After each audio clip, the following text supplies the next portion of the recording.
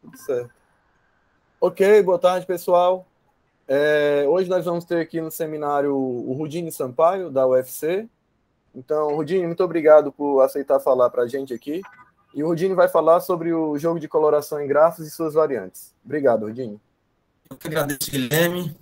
Muito obrigado por esse convite. Fico honrado e sinto muito assim, de ter demorado para responder, viu, Guilherme? Que realmente estava na correria aí. E entre algumas possibilidades de seminários, eu podia ter feito algo mais recente que eu estou trabalhando, né? Talvez problema, outros jogos também, jogos de perseguição, jogo do espião, né?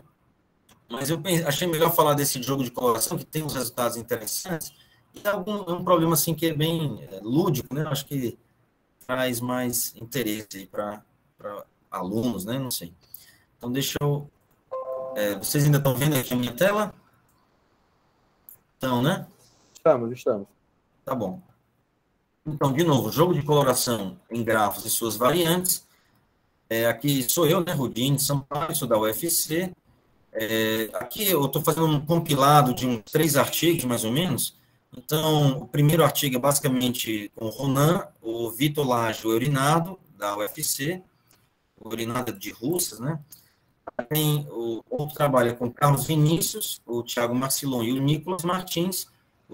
O Vinícius e o Thiago são da UFCA, que é no sul do Ceará, né? Universidade Federal do Cariri, e o Nicolas de Redenção, que é do interior do Ceará, que é o Unilab. Universidade... Ai, meu Deus, agora deixa eu me lembrar como é que é a sigla aqui. Universidade Federal da Integração... Peraí, gente, isso não devia ter acontecido, mas eu devia saber isso decorado.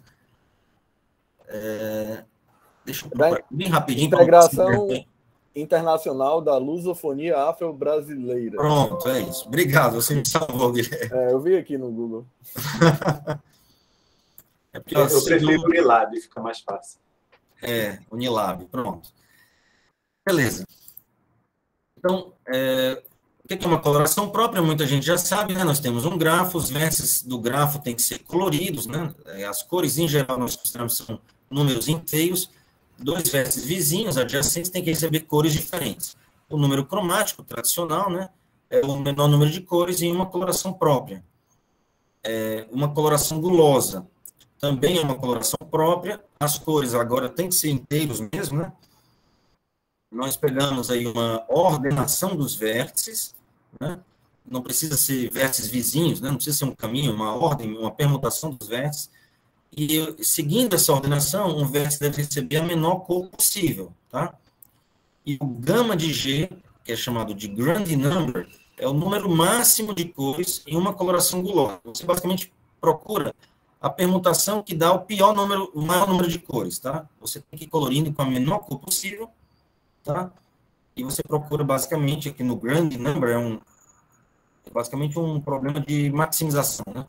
Você quer saber o maior número de cores em uma coloração gulosa, pegar a pior permutação possível.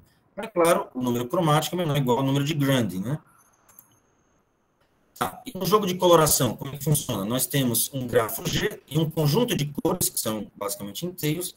Nós temos 2 jogadores, Alice e Bob, que alternam jogadas, né? Começando por Alice, é sempre a primeira, e eles escolhem vértices não coloridos. Rudine, desculpe, você está passando os slides? Vocês não estão vendo? Agora não. Está parado um pouco atrasado. Faz um teste, tenta rabiscar alguma coisa num cantinho aí, só para... Vocês estão vendo eu rabiscando aí, não, né? Não, a gente está no slide anterior. Então, peraí, deixa eu sair daqui de novo, perdão. É porque tem alguns bugs que acontecem que às vezes ele fica tipo um update atrás do que o palestrante está fazendo. Estão vendo agora? Agora estão vendo? Agora ok. Sim. Perfeito. Então, vamos lá de novo. No jogo de coloração, nós temos um grafo G, um conjunto C de cores. Nós temos 2 jogadores, Alice e Bob. Eles têm que colorir vértices não coloridos, né, de forma própria, usando cores do conjunto de cores, tá? A Alice começa e ela vence se todos os vértices conseguem ser coloridos, propriamente, claro. Caso contrário, chega numa situação que não dá para colorir um certo verso usando as cores, né? Um conjunto de cores, então Bob vence o jogo. Tá? Existe um teorema bem tradicional, de 1913, do Zermelo e von Neumann, é mais recente, que diz que, como aqui é um jogo de informação perfeita, que não tem empate, então Alice ou Bob tem uma estratégia vencedora, tá? Então nós queremos saber o número mínimo de cores, basicamente, tal que Alice tem uma estratégia vencedora, ok? Então, basicamente, no jogo normal de coloração, Graph Coloring Game, tá? Alice e Bob podem usar qualquer cor do conjunto de cores, e o Game Chromatic Number, esse símbolo aqui, esse Gzinho aqui é de game, né, de jogo, é o número mínimo de cores que garante que a Alice tem uma estratégia vencedora. A Alice quer conseguir colorir o grafo inteiro, e o Bob quer atrapalhar. Né? Quando eu apresentei aqui no Pargo, por exemplo, eu ficava comparando a Alice com a Mônica e o Bob com o Cebolinha, né? Sempre tentando atrapalhar aí a Mônica, né? Tá? Então, a Alice quer minimizar. Vocês estão me ouvindo aí, né? Sim, senhor. Beleza. E no jogo guloso, o que acontece? Praticamente a mesma coisa, só que Alice e Bob têm que usar a menor cor possível. Então, aqui no jogo normal, Alice escolhe um vértice e pode escolher também uma cor. O Bob, na vez dele jogar, ele escolhe um vértice e pode também escolher uma cor. No jogo guloso, não. Só escolhe o vértice. A cor já está definida. Vai ser a menor cor possível, tá? As cores são inteiros. Então, de novo, o game Grand Number, agora esse símbolo gama aqui, né? O jogo é o número de grande de jogo, né? É o menor número de cores, tal que a Alice tem uma estratégia vencedora no jogo guloso. Tudo bem? Alguma dúvida aí com a definição? Vocês estão vendo esse meu slide novo aqui? Então, sim. Professor, já que o senhor abriu para a dúvida, o número de cores utilizado tem um limite definido do número de cores que será usado? É dado um conjunto C, né? Conjunto C. Esse conjunto C é menor do que N, que é a quantidade de vértices do grafo, né? Sim, sim, mas nós queremos cada vez menos cores, então vai ter um certo número de cores. Então, por exemplo, como você falou, N cores garante que o Bob não consegue atrapalhar, dá para colorir, né? Uhum. Mas será que N-1? Então, e será que a Alice consegue? N-2? Então, nós vamos diminuindo até chegar num certo K, que abaixo desse K, o Bob sempre ganha. Ele consegue vencer, né? Tem uma estratégia vencedora, tá? O objetivo é saber o menor número de cores desse conjunto C, que a Alice sempre tem uma estratégia vencedora naquele grafo. Rudine, e só uma bobagem, nesse grid coloring game, qual a importância da ordem dos vértices ou não tem da coloração? Não tem. Alice, eles são os mais espertos possível, né? Eles são os mais espertos possíveis, exatamente. Estratégias, isso. Beleza. As melhores estratégias possíveis. Então, vamos ver aqui um exemplo, né? Se eu pego um grafo bipartido completo sem um emparelhamento, então eu não tenho essas arestas aqui do x1 para o y1, do x2 para o y2, x3 para o y3, e tirando isso eu tenho todas as arestas possíveis, e também não tenho nenhuma aresta aqui, e também nenhuma aresta aqui, bipartido completo sem um matching, né? Se a Alice é a primeira a jogar, né, a gente às vezes imagina que a Alice sendo a primeira, ela vai ganhar o jogo, mas isso não é verdade aqui, por exemplo. Se a Alice colore aqui com cor 1, o Bob vem e colore espertamente esse vértice com a cor 1. Pronto, a cor 1 não pode aparecer aqui, porque é vizinho do Y1, e também não pode aparecer aqui, porque é vizinho do X1. Então, a cor 1 não pode ser mais usada. Aí a Alice, digamos, joga a cor 2 aqui. Aí o Bob joga a cor 2 aqui. A cor 2 já não pode mais ser usada. Aí a Alice joga 3, o Bob joga 3. Então, ele consegue forçar N cores. Entenderam? Isso tanto para o jogo guloso quanto para o jogo normal. A Alice joga 1, o Bob vai jogar 1. No guloso ou no normal. Tá? O Bob joga 2, a Alice joga 2, o Bob joga 2 também. Porque é vizinho do 1. Tem que ser 2. Tudo bem? Esse é o exemplo. Agora, se o Bob é o primeiro a jogar, a Alice consegue vencer com 2 cores, né? Olha a disparidade. Pula de N para 2, né? Se o Bob é o primeiro a jogar. No jogo normal e no jogo guloso, aqui as estratégias são diferentes. Por exemplo, no jogo normal, se a Alice joga aqui 1, o Bob vem, deixa eu me lembrar, e joga 2 aqui, né? Não, perdão. É o Bob que é o primeiro a jogar. O Bob joga 1 aqui, né, digamos, e a Alice joga 2 aqui. E eu só tenho 2 cores na minha paleta de cores, né? Veja, a cor 2 não pode aparecer aqui. A cor 1 não pode aparecer aqui. Então, aqui pode ser tudo 1 e aqui pode ser tudo 2, tá? Então, a Alice, se o Bob jogar 1 aqui, a Alice joga o 2 lá, pronto. 2 cores vai dar certo, tá? Ok? Se eu só tenho 2 cores. E no jogo guloso? No jogo guloso, se o Bob jogar 1 aqui, a Alice não pode jogar 2 aqui porque é guloso, né? Mas a Alice pode jogar 1 aqui nesse vértice, por exemplo. A cor 1 não pode aparecer aqui. Isso significa que, como o jogo é guloso, todos esses vértices vão receber a cor 1 e todos esses vértices vão receber a cor 2, tá? Então, olha como é diferente, né? Se um começa a jogar, o outro começa a jogar, já muda bastante o jogo. Vocês estão vendo eu riscando aqui, né? Tá tudo bem? Tá ótimo. Tá tudo certo, professor. Beleza. Se acontecer algum problema, eu já passei de slide aqui, vocês me avisam. Deixa eu mostrar aqui alguns resultados conhecidos. Esse jogo de coloração, ele é bem antigo.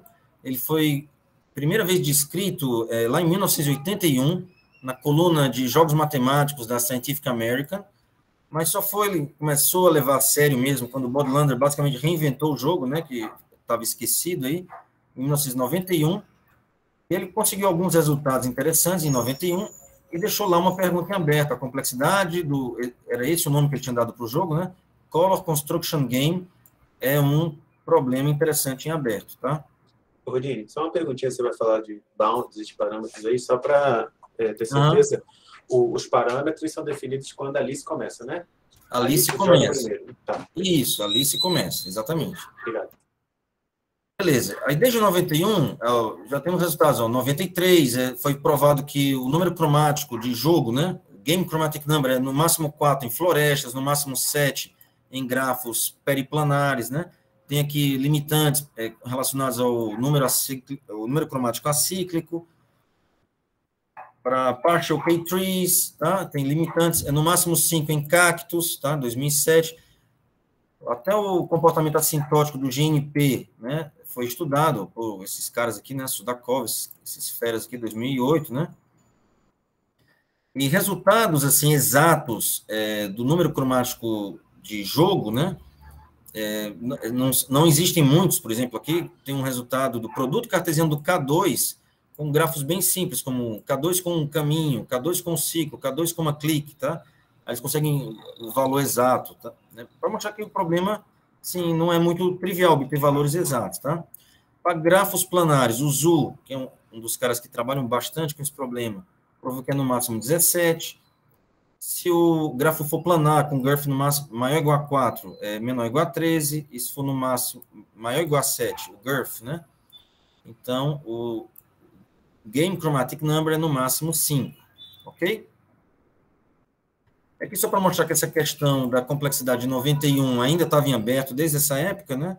Em 2015, esses caras provaram alguns resultados sobre florestas e escreveram o seguinte, né? Mais de 2 décadas depois, essa questão da complexidade ainda está em aberto. Em 2019, a questão da persistência e completude permanece em aberto. Então, era um problema que ficou em aberto bastante tempo, né? Com relação ao jogo guloso, né? De novo, Alice começando, foi introduzido por Frederic Harvey e o Shurin Zhu, né? Em 2013. Eles provaram que em cografos é igual ao número cromático, provaram que é no máximo 3, né, em florestas, no máximo 7 em partial two trees, e deixaram 2 perguntas, né, será que o número cromático de jogo, o não guloso, é limitado por uma função, superiormente, né, por uma função do número guloso, tá? Esse aqui é o guloso, esse aqui é o não guloso, os 2 de jogo, né? Tá? E uma pergunta que muitas parece bem natural, será que o guloso é sempre menor ou igual ao não guloso? Parâmetro de jogo, né? Cromático de jogo, para qualquer grafo, né? Em 2015 foi provado que a primeira pergunta é não, a segunda continua em aberto, tá? Perfeito. Os resultados de um dos nossos artigos, nós provamos aquela questão de 91, tá? Que o problema é P-space difícil, o jogo não guloso, né? O normal, e depois provamos também por uma adaptação dessa prova anterior, que o jogo guloso também é P-space difícil, tá? Ambos os problemas são P-space completos, e além disso, a gente prova que são P-space completos, né? Mesmo quando o número de cores que a gente quer saber, será que ela tem uma estratégia vencedora com esse número de cores? Mesmo quando o número de cores é o mínimo possível, o número cromático mesmo, tá? E com relação aos resultados exatos, nós provamos que o número guloso, agora o guloso, que é um pouco mais fácil de trabalhar que o não guloso, ele é igual ao número cromático em grafos splits, e é igual ao número cromático, que é o mínimo possível, né? Ou seja, o Bob não consegue atrapalhar nada aqui em superclasses de cografos, né? Esse Extended P4 Laden, eles são do topo de uma hierarquia de grafos com poucos P4s, tá? Além disso, a Alice vence com essa quantidade de cores, o mínimo possível, né? Mesmo se o Bob puder começar o jogo, pular o jogo, ou seja, o Bob pode estribuchar à vontade aqui, pular a jogada, começar a jogada, ele não consegue fazer mais do que o mínimo, que é Key de G, né? Ok? Nesses grafos aqui, Split Graphs e Extended Before Laden Graphs. Ok? Alguma dúvida até aí? Não? Não, tranquilo. Tranquilo, né? Tá bom, então vamos lá. Como é que a gente prova? O primeiro resultado que a gente tem é para o problema tradicional, né, de 91 lá do Bob Lander. E uma das dificuldades aqui desse problema é definir, basicamente a definição, um desses problemas é descrever qual é o problema de decisão dele, né? Porque a gente poderia fazer o seguinte, dado um grafo G e um inteiro K, será que o número cromático de jogo é menor ou igual a K? Ou será que a Alice tem uma estratégia vencedora com K cores? São problemas que não são exatamente o mesmo, né? E desde 99, lá em 99, o ZU tem uma questão que está em aberto até hoje, e muita gente tenta resolver. Parece uma questão bem ingênua, mas ela parece bem difícil. Ele falou assim, né? Peguei até um trecho aqui do artigo dele. O Graph Coloring Game exhibits some strange properties, né? Umas propriedades estranhas. A Alice tem uma estratégia vencedora com K mais uma cores, se ela tem com K cores, ou seja, se ela consegue com K, será que ela consegue com K mais 1? Até hoje não se sabe isso, né? Ainda está em aberto. Então, a gente poderia definir esse problema e esse problema, né? E seriam equivalentes se só se essa questão aqui é verdadeira, tá? Para provar a dificuldade desse problema, a gente tentou chegar a um problema que engloba os dois, né? Então, dado um grafo G e o seu número cromático, então a gente tem que saber o número cromático do grafo que é dado. Será que o número cromático de jogo é igual ao mínimo possível, que é o número cromático? Tá? Então, os problemas 1 e 2 são generalização do problema 3, basta pegar o K sendo igual ao número cromático, tá? Que é dado aqui como entrada, né? Faz parte da instância. Então, provando que esse problema aqui é P-space completo, nós provamos que os outros dois também são. E aí, o nosso objetivo é provar que esse problema é P-space completo, tá? E nós fazemos uma redução do problema pós-CNF, né? O problema, temos que construir um grafo G, tal que nós sabemos o número cromático. Alguém fez aí alguma pergunta? Oi, professor, essa igualdade aí no problema 3, na descrição do problema 3, dado G, x de G, essa igualdade é para ser verdadeira essas duas primeiras premissas aqui, esses dois primeiros pontos? Não. É o seguinte, dado um grafo G e o seu número cromático, nós queremos saber se o número cromático de jogo é o mínimo possível. O mínimo possível é o número cromático, tá? Então, por que não menor ou igual? Por que é igual? É porque poderia ser menor ou igual, mas se é menor ou igual, também é maior ou igual, porque toda coloração de jogo, né, vai ser uma coloração própria. Tranquilo, certo. O número cromático de jogo é o mínimo possível. Muito bom, Perdão, tranquilo. O número cromático é o mínimo possível, então tem que ser maior ou igual. Tranquilo, certo. Beleza? Se é menor ou igual. O professor, no caso, o problema 2 e 1 são o problema 3 é superclasse do problema 1 e o 2. É isso? Superclasse. No caso que... Ele é uma restrição dos dois, né? Não sei se... Eu acho que está dentro dos dois. Não sei se está na interseção dos dois, será? Eu acho que é isso, né? Não sei se... Acho que os dois são superclasse dele, né? Agora você me pegou, não sei. Ele é subclasse. Ele é uma subclasse, né? Ele tá porque na direção de dificuldade você não quer generalizar, você quer restringir, né? Eu quero restringir. Aí se eu provar Mas que o só uma mais... dúvida. Ah, Tu recebe um número cromático apenas ou tu recebe uma coloração ótima? Tu precisa saber uma coloração ótima ou só tem um valor que é informado que é o número cromático? eu preciso do número cromático, só isso. Só preciso dessa informação. Tá? Tem que ser dado. Porque se a gente tivesse que calcular, já seria difícil, só lá dentro da redução, de ter que fazer a conta, né? Tá?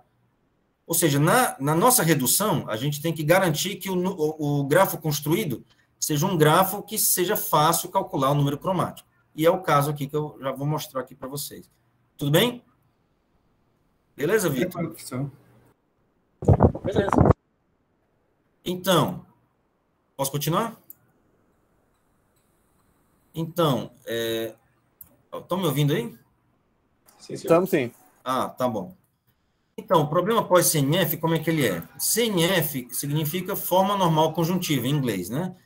E nós só recebemos literais positivos, ou seja, só variáveis, basicamente, tá? Então, deixa eu logo mostrar um exemplo, fica sempre mais fácil mostrar com um exemplo aqui. X1 ou X2, X1 ou X3, X2 ou X4, X3 ou X4, que são cláusulas, né? Aqui, ou dentro, né? O E fora, ou dentro, E fora. Ali se quer fazer toda a fórmula ser verdadeira. O Bob quer fazer a fórmula inteira ser falsa, né? Então, o que acontece? Nesse exemplo aqui, por exemplo, o Bob tem uma estratégia vencedora. Se a Alice colocar verdadeiro para o X1, ela salva essa cláusula e salva essa cláusula, né? Aí o Bob, espertamente, coloca falso aqui no X4, tá? Se a Alice salvar aqui o X3, aí ela vem e coloca... Ali salvar o X3, né? Salva essa cláusula, o Bob mata essa cláusula aqui, botando falso no X2. Entenderam? Então, e tem todas as combinações aqui, se você pensar um pouco, né? Então, por exemplo, se for o X3, coloca verdadeiro, salva essas duas, aí o Bob vem e bota falso no X2, tá? Então, se a Alice salvar essa, o Bob atrapalha essa e mata a cláusula, né?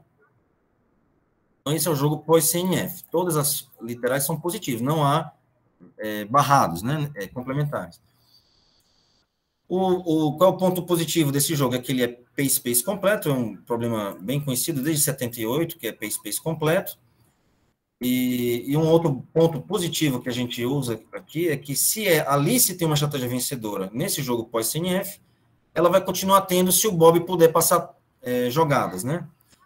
E, por outro lado, se o Bob tiver uma estratégia vencedora, ele também vai continuar tendo uma estratégia vencedora se a Alice puder pular jogadas, tá? Isso aqui não... A gente teve que provar isso, porque a gente não viu em lugar nenhum, mas não é muito difícil de ver. O jogador pular jogadas aqui nesse jogo não ajuda, né? Só atrapalha ele. Tá bom. Aí como é que é a redução, né? Deixa eu pular logo aqui para ficar mais didático aqui, talvez. Aí depois eu volto um slide. Vocês estão me vendo aqui, né? Esse aqui é a mesma fórmula. Estão me vendo aí, gente? Tá tudo certo. Sim, sim. Tá, desculpa ficar perguntando aqui, depois daquele problema, eu não tenho mais certeza, né? Então, tá bom. Então, como é que é a redução? Vou tentar dar uma visão geral aqui, né? Então, por exemplo, se nós temos aqui aquela mesma fórmula do pós-CNF, X1 ou X2, X1 ou X3, X2 ou X4, X3 ou X4. O nosso objetivo é fazer o quê? Para cada cláusula dessa, criar uma clique, tá? Aqui uma clique referente a essa cláusula, uma clique referente a essa cláusula, C2, né? Uma clique referente a essa cláusula, uma clique referente a essa cláusula, tá? O objetivo aqui é o quê? Vou dar aqui um exemplo. Primeiro, digamos que a Alice joga 1 aqui no S, e o Bob joga... Depois eu vou explicar porque aqui essas jogadas iniciais tem que ser assim, né? Vou falar assim por alto. Então, digamos que a Alice jogou 1, o Bob jogou 1 aqui. O objetivo do Bob vai ser colocar todo mundo fora de uma clique dessa com a mesma cor 1, impedindo que a cor 1 aconteça dentro da clique, né? Então, por exemplo, aqui aquela estratégia que eu falei, se a Alice colocar verdadeiro no X1, seria como se ela colocasse 2 aqui no 2 no X1. Então, a ideia do Bob era colocar falso no X4, né? Ela salvaria essa cláusula e essa, o Bob colocaria falso aqui no X4, ou seja, colocaria 1 aqui no X4. Ameaçando que essa clique e essa daqui tenham só um do lado de fora dela, né? Aí o Bob, digamos, coloca Alice, coloca verdadeiro aqui no X2. Ou seja, ela coloca aqui a cor 2, por exemplo, no X2, né? Aí o Bob vem e coloca a cor 1 aqui no X3, colocando falso aqui no X3, né? Então, se você olhar todos os vértices fora dessa clique, tem a cor 1. Ou seja, a cor 1 não pode acontecer lá dentro. Então, a construção tem que ser feita de um certo modo que o número cromático vai ser exatamente o tamanho dessa clique e seria, assim, amarrado, né? O valor exato para dar ali o número cromático, né? Então, se tiver uma cor que não pode acontecer lá dentro, já passou em 1 o número cromático, tá? Conseguiram entender mais ou menos a ideia aí, né? Eu espero. Para entender, sim. Tá. Agora, o grande problema aqui dessa redução, a gente estava trabalhando, né? O Victor Lage veio lá da França, trabalhava com o Sylvain Gravier nesse problema de coloração, né? De jogo de coloração, e trouxe para a gente, lá começou a fazer mestrado. Aí o Ronan, o orientador dele, a gente viu esse problema de 91, tentamos começar a trabalhar nisso, chegamos a algo assim, ó, poderia fazer algo desse tipo, né? Mas quando a gente viu isso, a gente ficou animado, puxa, será que a gente consegue resolver esse problema antigo desse modo? Mas a gente tem que ter alguma estrutura aqui, né? Que nos obrigue, assim, tem um vértice que a Alice tem que ser a primeira a jogar lá, e tem que ser aquele vértice lá, né? E aí depois o Bob tem que jogar num outro vértice e pronto. Então a nossa grande dificuldade foi essa, achar um grafo que a Alice, se não jogar aqui primeiro, ela perde o jogo já de cara, né? E a gente conseguiu fazer isso basicamente por força bruta, assim. A gente fizemos um programa, jogamos lá para casos pequenos e fomos vendo aqui a estrutura ia dando um grafo como esse daí, que funcionava esse lema aqui que eu vou mostrar agora, né? A Alice tem uma estratégia vencedora nesse grafo F1, com 2 beta menos 1 cores, se ela é a primeira a jogar, claro, e tem que ser no vértice S. Se ela jogar em qualquer outro, ela perde o jogo imediatamente. Imediatamente não, né? O Bob consegue vencer o jogo, tá? Então, deixa eu mostrar aqui rapidamente, deixa eu ver se eu ainda me lembro, né? Como é que é isso? Deixa eu ver, se ela joga aqui 1, por exemplo, digamos que deixa eu ler aqui, né, rapidamente. Se a Alice não colore o vértice S primeiro, então é melhor começar aqui. Colore aqui o S primeiro, não colore o S primeiro, colore aqui. Então, o Bob pode colorir beta vértice aqui. Aqui tem 2 beta, né? Ele consegue colorir metade disso, beta, antes dela colorir, né? Aqui tem beta vértice, aqui tem beta vértice. 2 beta, quer dizer. O Bob consegue colorir metade desses vértices, todos com cores diferentes, antes da Alice colorir toda essa parte de baixo. E com isso, ela força 2 beta, ao invés de 2 beta menos 1, cores, tá? Então, deixa eu mostrar aqui um exemplo simples, né? Digamos, a cor 1. Aí ele joga aqui a cor 1. Aí, digamos que ela coloca aqui a cor 2. Aí ele vem cor 3. Não, perdão. Não vale a pena botar 2 aqui para ele. Ele colore aqui com a mesma cor. 1. Aí ele coloca 2. Aí ela 2. Aí ele 3. Aí ela 3. De qualquer modo, vão ter beta cores aqui diferentes, tá? E aqui com esses beta vai dar 2 beta cores, tá? Então, só tentando passar uma ideia geral. Mas se a segunda jogada da Alice fosse em S, não seria basicamente a mesma coisa que a primeira ser em S? Não, por quê? Digamos que a Alice joga aqui 1. Aqui é basicamente uma corrida, viu, Vinícius? Então, se a Alice joga aqui 1, aí o Bob vem e joga 1 aqui, né? Aí a Alice não pode... ela fosse no S agora? Se ela vem no 2, né? Isso. Aí o que é que ele faz? Ele joga aqui a cor 3. Aí digamos que ela joga aqui a cor 3 também. Aí 4. Aí ele 4. De qualquer modo, vai dar 2 beta, vai dar beta cores aqui. Não é não? Então, se o Bob consegue beta cores aqui, acabou o jogo, tá? Porque beta mais beta, 2 beta. E aqui é 2 beta menos 1, tá? Entendi. É isso. Então, esse aqui é o truque principal, né? Aí, ou seja, o nosso técnico, né? O resultado técnico que nós temos principal é esse. A partir disso, claro, temos que ver vários casos. A Alice joga aqui. Aí, vale a pena para o Bob jogar aqui 1. Tem que ser, porque esse Y está ligado a todas essas cliques, né? Mas e se o Bob resolver, não vou fazer isso. Vou ser teimoso, vou jogar em outro lugar, vou jogar 2 aqui. A gente tem que mostrar que a Alice, mesmo assim, consegue dar um jeito de colorir todos esses vértices. Então, para isso, a gente tem que fazer essas cliques aqui serem bem grandes, que o Bob poderia fazer algo do tipo jogar sempre aqui nas variáveis primeiro e depois tentar colorir aqui dentro dessas cliques. Então, o argumento, eu tentei passar só a ideia geral, né? Mas tem vários, se ele fizer isso, então ela tem que fazer isso. Se ele fizer isso, outro, né? Tem vários se então aí, né? Tá? Beleza. Então, aqui mostrando aquele exemplo que eu falei, isso, aqui a COM1, aqui de novo, aí joga 1, aquele mesmo exemplo que eu mostrei, tá? Só que agora coloridozinho. Alguma dúvida, gente? Aqui? Deixa eu passar para frente, que... Deixa eu ver que horas são. Eita, eu já passei 37 minutos, né? Então, vamos lá. Passou 30 só. 30. Então, vou tentar passar mais rápido agora. O jogo guloso aqui, esse gama é do jogo guloso, né? Com a Alice começando também, é a mesma ideia, só que aqui, aquele problema lá do Zul, né, não tem aqui, então basicamente nós temos só dois problemas ao invés de 3. Dado um grafo G e um K, será que o número cromático guloso, grande, né, de jogo é menor ou igual a K? Ou será que a Alice tem uma estratégia com K cores? Aquele problema do Zul não tem aqui no caso do guloso. E o problema 2 aqui, que é uma restrição desse, dado um grafo G e um número, esse é um número cromático, será que o número grande guloso é igual ao mínimo possível, né? Tá? A mesma ideia, vamos fazer também uma redução do pós-CNF, precisamos de uma estrutura um pouco diferente daquela, a mesma ideia, a Alice tem que jogar aqui no S, eu não vou entrar aqui mais em muitos detalhes, mas é uma ideia semelhante, esse aqui eu acho que é até mais fácil, deixa eu tentar mostrar aqui, né? Por exemplo, se a Alice colore aqui com 1, né?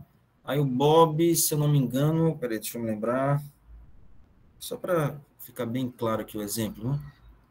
Alice, não, digamos que a Alice colore aqui com 1, aí o Bob joga aqui 1, no T2, né? E agora, se o Bob jogar, digamos, o ponto é o seguinte, o Bob consegue não permitir a cor 1 aqui e aqui, e depois ele não permite a cor 1 ou nesse, T2 ou T3, pintando um desses dois aqui, né? Ou esse preto, ou esse preto. Então, digamos que a Alice, o Bob jogou aqui 1, aí a Alice joga aqui 1. Aí o Bob vem e joga 1 aqui nesse. Com isso, esse triângulo aqui, ó, tem a cor 1 proibida para ele, né? Então, eu vou precisar de mais de 3 cores aqui, pelo menos 4 cores. 4 mais 2 beta menos 4 vai dar 2 beta. Pronto, é isso. Esse aqui é bem mais simples do que o anterior, o argumento, né? Tá? Fica 4 mais 2 beta menos 4 dá 2 beta. E se a Alice começar aqui no S, ela vence, porque ela consegue garantir que esses triângulos aqui vai sempre ter a cor 1 dentro deles, tá? Ok, deixa eu passar para frente. E aqui a construção é semelhante, mas eu preciso ter esses vértices aqui a mais, porque eu não posso colorir aqui direto com a cor 2, né? Se a Alice não pode fazer 2 aqui, ela colore 1 aqui, tá? É basicamente isso. A redução é muito semelhante. Resultados positivos. Tá, provamos lá a dificuldade, P-Space completude. Resultados positivos, o Ravey e o Zul tinham provado que o número cromático guloso, né, o grande number de jogo é igual ao mínimo possível, o número cromático. Em cografos, nós conseguimos provar que isso vale para superclasse de cografos e grafos split também. E para isso, deixa eu só falar aqui alguma coisa a mais que é importante falar, né? Aqui no caso dos cografos é bem simples de ver, porque o número, o gama de G, que é aquele pior possível, é igual ao que de G em cografos, tá? Mas nessas superclasses isso não acontece, tá? Aqui, por exemplo, um exemplo bem simples de vários P4s aqui, que eu tenho N P4s, todos eles ligados entre eles, tá? E aqui o número cromático, basta colorir aqui com a cor 1, cor 2, cor 1 e cor 2, número cromático, sem ser jogo, né? Todos esses versos estão ligados com os de cima. Então, aqui não pode ser com 1 nem 2, então tem que ser 3, 4, 3, 4. Aqui não pode ser nem 1, nem 2, nem 3, nem 4, todos estão ligados com os de cima, 5, 6, 5, 6. Ou seja, eu estou usando 2 cores para cada P4, são N P4s, 2N cores, tá? Mas aqui, no caso do gama, o gama é basicamente se o Bob jogasse sozinho, não tivesse a Alice, né? Querendo minimizar o número de cores. Então, o Bob joga 1 aqui, aqui tem que ser 2 e 3. Aí depois ele joga, aqui não pode ser mais nem 1, nem 2, nem 3, ele jogaria 4, 4, 5, 6, 7, 7, 8, 9. seriam 3 cores por P4, né? Daria 3N cores, tá? Mas se agora o Bob e a Alice jogam juntos, a Alice consegue sempre 2 cores por P4, tá? Por exemplo, se o Bob joga um aqui, a Alice joga um aqui. O que a Alice nunca pode fazer é começar um P4 jogando numa extremidade, que aí o Bob joga na outra extremidade. Mas se ela não fizer isso, ela jogar sempre no meio, tá certo, tá? Ou seja, nesse caso aqui, e é exatamente isso que a gente prova, que o número cromático, o guloso grande, o game grand number, é igual ao mínimo possível, tá? E para provar isso, nós precisamos ver a decomposição desses grafos eu não vou entrar mais em detalhes, não, senão eu vou perder muito tempo aqui. Junção, união, pseudo-splits, aranhas, quase aranhas e tal.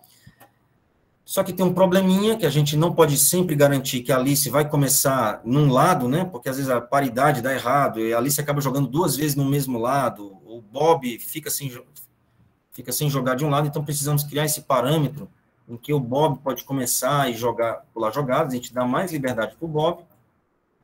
Com isso, aqui fazendo as recursões, a gente chega que essa recursão vai dar a mesma nessas classes de grafos aqui, que a no próprio número cromático.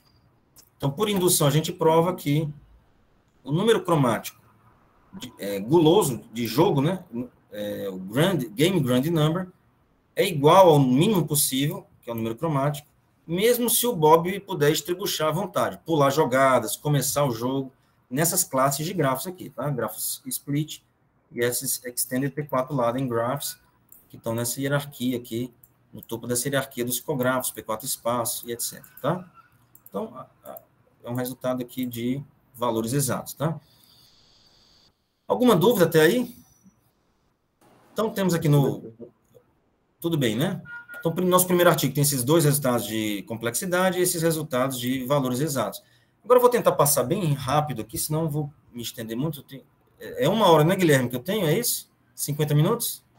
Pode ser 1 hora, fica à vontade. Tranquilo. Tá. Então, eu vou pegar aqui em mais 10 minutos, talvez. Então, tentar falar aqui das variantes, né?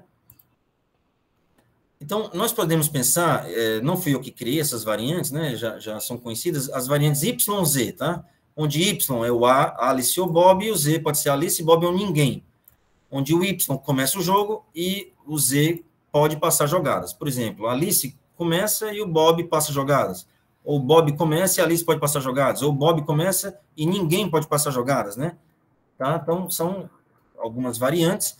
Então, para isso, para cada uma dessas variantes, nós vamos ter um número cromático. YZ Game Chromatic Number.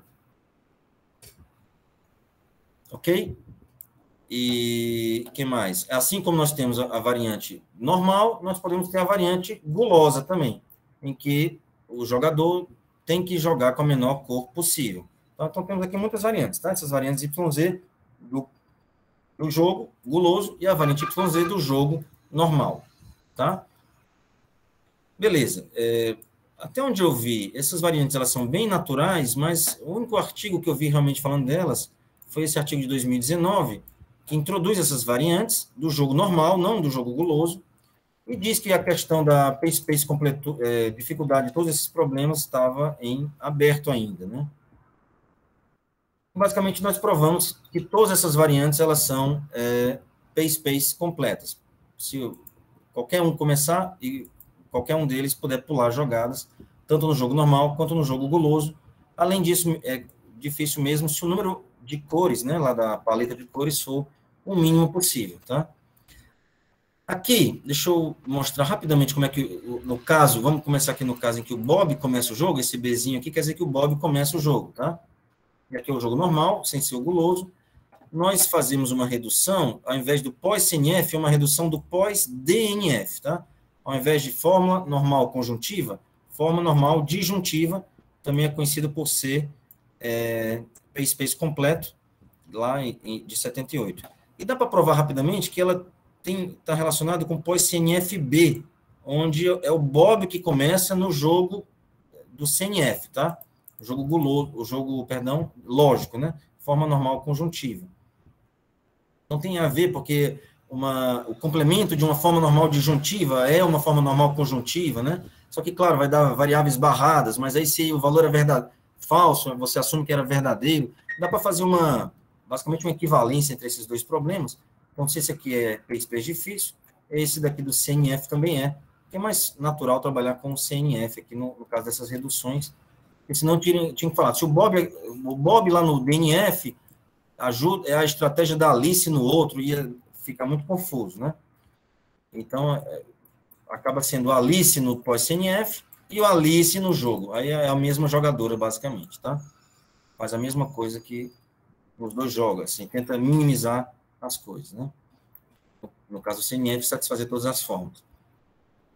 Perfeito. Aqui, no caso, o Bob que começa nesse exemplo, também CNF, né?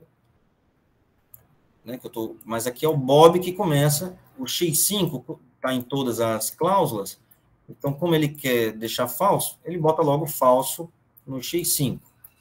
E agora a Alice começa, e é basicamente a mesma fórmula de antes, né? X1, X2, X1, X3, X2, X4, X3, X4, era o mesmo problema que a gente tinha antes, né? Agora a Alice começando. Só para mostrar um exemplinho do Bob começando, né? Eu não vou ter tempo de falar dessas reduções, mas deixa eu mostrar aqui rapidamente. Aqui no caso, o Bob começando, é algo semelhante, bem parecido, só que esse grafo aqui técnico, um pouco mais técnico, é diferente, tá?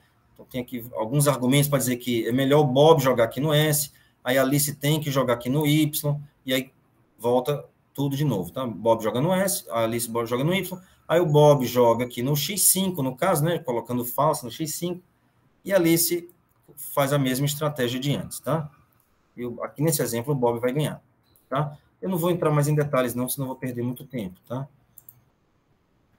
Beleza. E para a variante em que eles podem pular jogadas, aí vem do que eu falei um pouco antes, que no caso do pós-CNF, o pós-CNF em que o Bob começa, se pular jogadas atrapalha, tá? Então, tem uma estratégia vencedora, se o jogador pula jogadas lá, no pós-CNF, então acaba que isso traz, assim, implica uma estratégia vencedora, no caso, no jogo, jogo de coloração, tanto guloso como não guloso, né?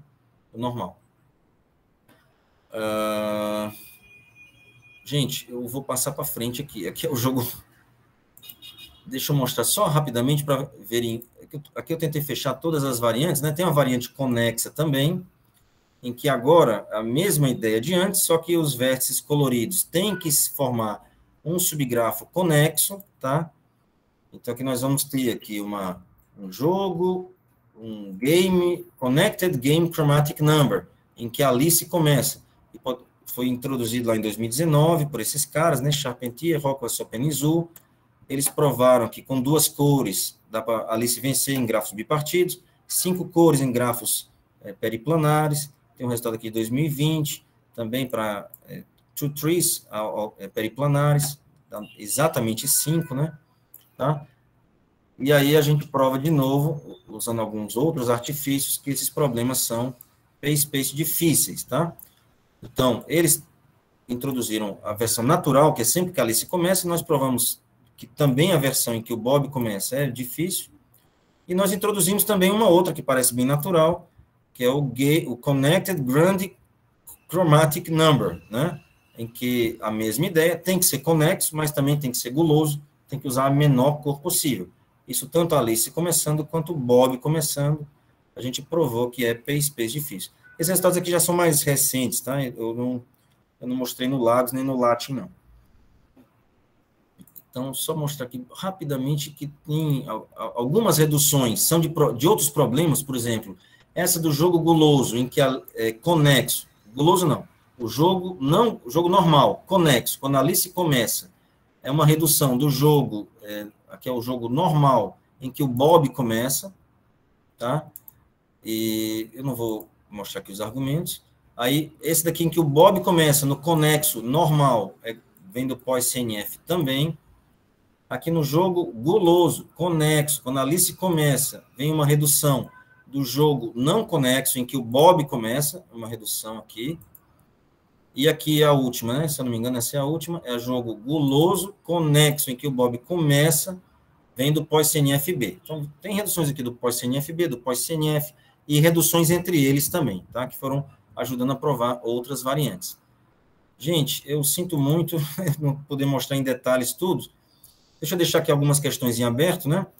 A complexidade de todos esses problemas, a gente provou para muitas cores, né? Precisava ter muitas cores para o Bob não atrapalhar tanto, não fazer muita lambança lá. E para menos cores, 5 cores, por exemplo, 4 cores, será que ainda é P-Space difícil? A gente não sabe. Tá? E esse jogo que nós criamos aqui, o jogo conexo guloso, né? Se eu não me engano, a Shirley e outras pessoas do Pago trabalhavam com o problema, o game, o grand number, né? Conexo, mas sem ser de jogo. E aqui a gente introduziu do jogo, e para classes de grafos planares, né, caminhos ou outros, a gente não pensou muito nesse problema, é um problema interessante. E as variantes YZ normal gulosa em classe de grafos, a gente também não sabe nada. E aquela questão do ZU ainda está em aberto. Será que a Alice tem uma estratégia vencedora com K mais uma cores, se possui K cores? Uma estratégia vencedora com K cores? E isso não tem resposta para nenhuma daquelas variantes não gulosas, tá? É isso, gente. Desculpem passar do tempo aí. Obrigado. Valeu, Rudine. Muito obrigado. Pessoal, então vamos agradecer o nosso palestrante de hoje.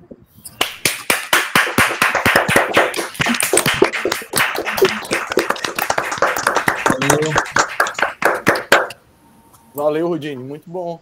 Desculpe passar do tempo aí. Não, aqui o tempo é livre. Pessoal, alguém tem alguma pergunta para o Rudine? A Celina... Ó, Celina, que a gente combinou, hein, Celina? Pode fazer, Celina. E quem tiver pode se manifestar no chat, eu vou falar aqui. Eu posso fazer? Por favor. Posso? Então, Rudine, parabéns. Achei maravilhoso. Gostei muito, muito, muito. Muito obrigada mesmo. Obrigado. E eu tenho várias perguntas, mas vou fazer uma pelo menos, né? Porque só para ter a oportunidade também de te agradecer e tudo. Então, esse jogo de coloração, eu fiquei impressionada, desde a primeira vez, quando vi, que para grafos planares, o upper bound que eles têm é 17. É 17. Você podia comentar um pouco sobre isso? Depois, se Guilherme falar, eu quero fazer mais uma, tá, Guilherme? Se você deixar. Mas primeiro sobre isso, porque, afinal, sempre você fala de coloração, os grafos planares é que são os reis da coloração, não é, Rudine? 17. Isso, e eles tentaram provar vários resultados aqui para grafos planares, né? Começaram para florestas. Vocês estão vendo aqui a minha tela, né? Sim. Então, tem resultados para florestas, grafos periplanares. Mas quando chega aqui nos grafos planares, isso é algo que a gente pensou também, né? O melhor resultado que tem é esse. Tentador, de 17. Então, é tentador a gente atacar esse problema, né? Mas eu realmente, infelizmente, não consegui nada, assim. A gente pensou, colocamos o Vitor Lage, que era o aluno de mestrado na época, a pensar nisso aqui. E lower bound, que você tem upper bound, né? E lower bound, quer dizer, aquele grafo ruim. Quando você tem planar? O pior planar que você tem? Pois é, agora você me pegou. Tinha um mesmo. Agora, deve ter um planar horrível, né? Se eu não me engano, era 13, viu? Era um número... Olha, eu não me lembro. Porque deve estar no range, né? Não sei. Tem um range aí entre... Agora, eu devia ter colocado isso na minha apresentação, não sei decorar. Não, por favor, Rudine. Mas, se eu não me engano, era algo entre... Eu devo estar falando uma grande bobagem aqui, tá? Não. Mas talvez... Não sei. Só para a gente ter uma ideia que é um range mesmo, né? Tem um range, tem. Mas eu realmente... Perdão, eu não me lembro de cabeça. Não, por favor. Eu sei um que precisa de 4. Vamos melhorando. Rudine, já tem o range aí. Tu sabe se as pessoas conjecturam algum valor exato? Se tem alguma ideia ou ainda não? Para quê? Para esses valores aí, para grafos planares, por exemplo. Sabe se conjecturam algum valor? Se o pessoal tem alguma ideia? Não. Valor exato, não. Se é 17 ou se é 16... Pelo que eu li da última vez, acham que não é 17, não, é menor do que isso, tá? Justamente como disse a Celina, tem um range aí, né? 17 é o melhor que conseguiram, e esse acham que é esse menor aqui, mas eu não me lembro o valor dele. Tá. Então era isso que eu queria saber, se provavelmente o grafo que dá esse limitante inferior, ele realmente captura a essência do negócio. Então, mas eu realmente... Até agora, né? Eu fico devendo essa aí para vocês. Devia ter colocado aqui. Não, Rudine, por favor. Eu fiquei até curioso sobre esse caso desse exemplo. Tem alguma ideia sobre quantos vértices tem esse gráfico para dar o 13? Ou esse número que é? Não sei. Deve ser... Não sei. Realmente vocês me pegaram, não sei mesmo. Realmente, agora, pensando bem, é algo bem natural de se colocar numa apresentação, mas não me passou. Não, Rudine, por favor. Minha Eu próxima tenho mais apresentação eu vou uma. colocar. Deixa eu perguntar Sua só mais uma apresentação é de coisa, Guilherme. complexidade. Você focou na complexidade, tá certo. Não, próximo eu coloco. Vai, Celina, pode ficar à vontade. Só mais uma, tá, Vitor? Eu sei que Vitor quer perguntar outra coisa. Só mais uma, Vitor. Olha, Rudine, e propriedade desse gráfico que você construiu? Porque esse gráfico foi maravilhoso. Depois você mostrou no lado positivo, né? Cografos, split, mas também para trabalhar do outro lado da dificuldade. Propriedade desse grafo, sei lá, diâmetro, sei lá o quê, porque esse grafo é uma beleza, é um achado. Podia comentar um pouquinho com ele, por favor? Aí eu vou me recolher. Então, o que a gente pode ver dele não dá para muita coisa, assim. Ele não é bipartido, claro, aqui tem cliques enormes, né? Ele não é... Mas o que a gente sabe é que tem um diâmetro pequeno, né? O diâmetro é baixo. Se eu não me engano, eu me lembro que eu fiz isso uma vez. 1, 2, 3, 4, se eu não me engano. Ou talvez, deixa eu ver, 1, 2, 1, quer dizer, 2...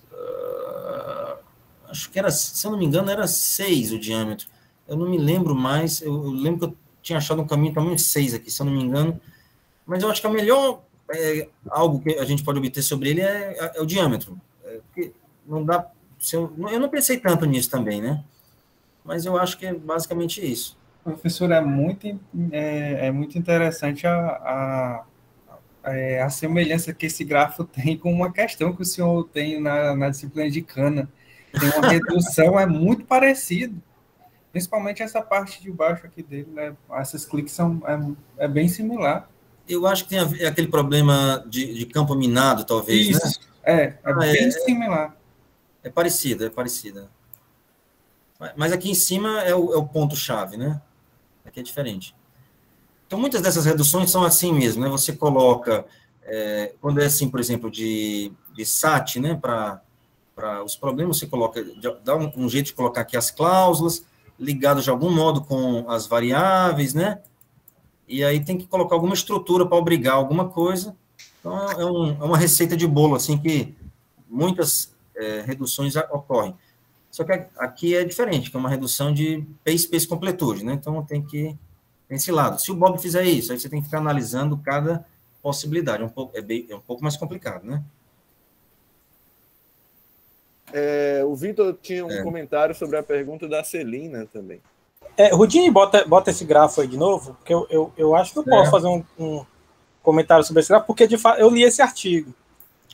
Então, e eu lembro de algumas coisas que eu achei muito bonitas nessa na demonstração, e tem algumas sutilezas que eu acho, Rudine, que eu até já vi essa apresentação outras vezes, que eu acho que poderia mencionar, se quiser fazer isso no futuro. É interessante como não é claro a importância, né, do Bob poder pular a vez. Sim. Não é? Quer dizer, eu não sei se fica tão claro para as pessoas que assistiram o quão importante é o Bob pular a vez. Não é? Então, tem duas particularidades sobre esses grafos que são bem interessantes. A primeira, por exemplo, o grafo de cima. Aquele grafo de cima, a Alice só vence se ela jogar no S. Isso. É que o Rudine falou. Por que isso é interessante? Já de cara, por que isso é interessante? Porque quando você joga no S, todo o problema agora, o que está em cima e o que está embaixo, eles são desconexos. A única conexão é o S. Então isso, de uma certa forma, é interessante. E depois, aí tem um outro argumento que diz, olha, se o Bob agora não jogar no Y, a Alice vence. Né? Então, ele começa com esses dois argumentos. Se ela não jogar no S, o Bob vence. Se ele não joga... Aí, de repente, o problema já se separou, porque o S isola aquela parte do grafo. Aí agora você vai analisar pelo outro lado. Se ele não jogar aqui no Y, e de repente esse S e esse Y são a conexão do que tem em cima com o que tem embaixo. Isso. Aí depois o jogo ele começa a avançar e você pode... E o jogo vai separando por componentes. Né? E de repente você consegue analisar cada componente de forma individual pelo fato de que o Bob pode passar. Por quê? Porque sempre que o Bob joga em uma componente, a Alice reage com o jogo naquela componente. Exatamente. Só que o Bob pode, às vezes, fazer tipo uma última jogada numa componente. Isso. Aí ela não tem como Ele reagir joga... naquela componente. Mas aí ela tem a liberdade de jogar em qualquer outra componente, como se ele tivesse passado, porque o jogo dele, a jogada dele não importou. Então ela pode. Então, essa sutileza aí, especialmente no caso de ser necessário fazer essa transformação para mostrar que o Bob, né, pode pular a vez, é estranhamente algo muito importante para facilitar a análise por componente, sabe? É uma das sutilezas que eu achei muito bonito no artigo. É porque aqui nós queremos traduzir uma estratégia desse jogo para uma estratégia nesse jogo, né? E esse jogo aqui de cima, do pós-CNF, é um jogo mais simples. Os jogadores jogam só em variáveis.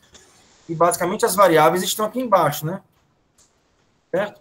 Agora, e se o Bob resolver, não vou seguir aqui, não vou jogar aqui embaixo, não vou jogar aqui, eu vou jogar aqui, ou vou jogar aqui dentro. Aí a Alice tem que... Bem, ele não seguiu aqui, eu tenho uma estratégia vencedora aqui. E ele resolveu não jogar do jeito que devia, né? O que é que eu faço? Aí ela... então ela vai considerar que ele pulou a jogada em algumas situações e vai seguir a estratégia, supondo que ele pulou a jogada lá. Né? Mais ou menos isso. Valeu. Beleza. Eu tinha mais uma dúvida. Pode ficar à vontade. Passa para outra pessoa e depois eu volto. Se alguém... Não, pode fazer. Ninguém mais se manifestou. Eu tenho, então. Eu tinha várias, na verdade, antes de começar. Ai, meu Deus, socorro. Porque... Gente, eu tenho que sair 5 horas, porque... Então, vai lá, Vinícius, estou brincando. Não, eu estou estudando esse primeiro paper aí junto com um aluno que acabou de entrar no mestrado agora, e a gente estava pensando nesse tipo de problema quanta honra, de legal. jogos em grafos, assim, pensando do ponto de vista de complexidade parametrizada. Aí tinha até algumas dúvidas de coisa que a gente não tinha entendido e que a sua apresentação já respondeu para a gente, que a gente estava meio travado em um negocinho ali e outro aqui, mas a apresentação foi bem elucidativa já. Mas a minha pergunta é, você sabe se tem alguma coisa de complexidade parametrizada para esses parâmetros? Para esses números de coloração? Não conheço nada e eu me arrisco a dizer que não tem. Vocês seriam os primeiros a conseguir. Olha aí, então já sabem, Éder, tem que fazer antes da concorrência. Não, pode deixar que... o Zhu, tem muito chinês aí trabalhando nesse negócio. Tem. Mas parametrizada mesmo não conheço nada, realmente. Então, beleza, obrigado. Nada.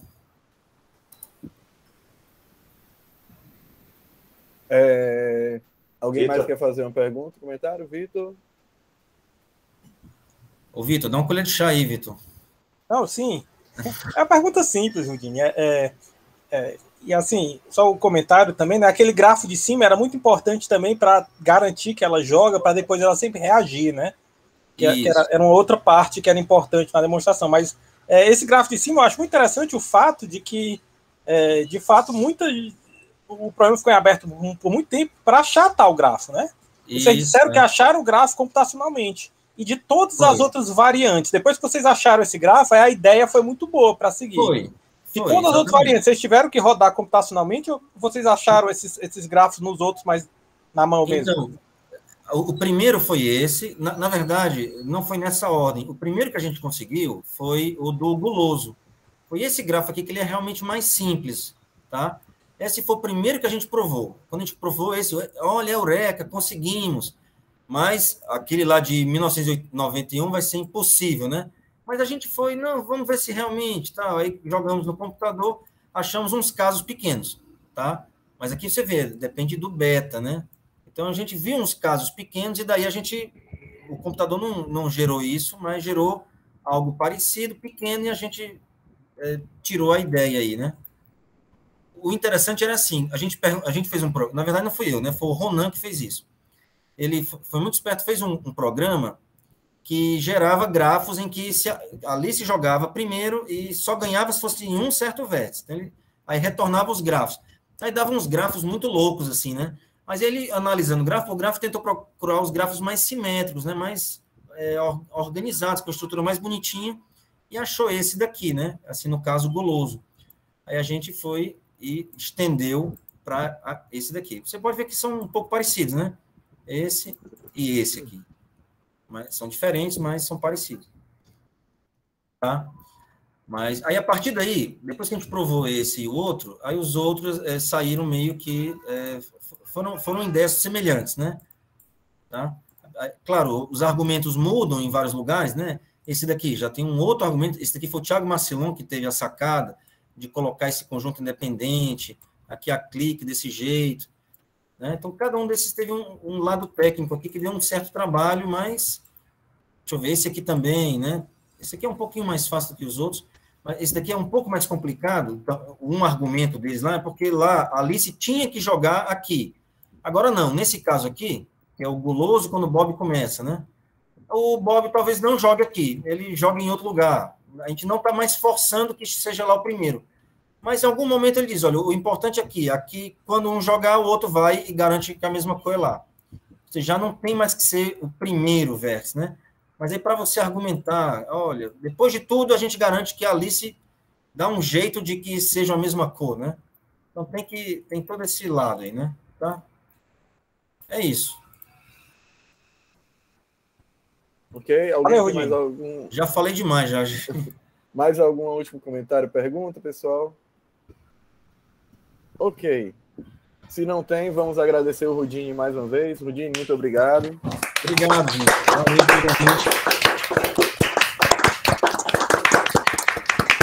Muito bacana, muito bacana. Um grande abraço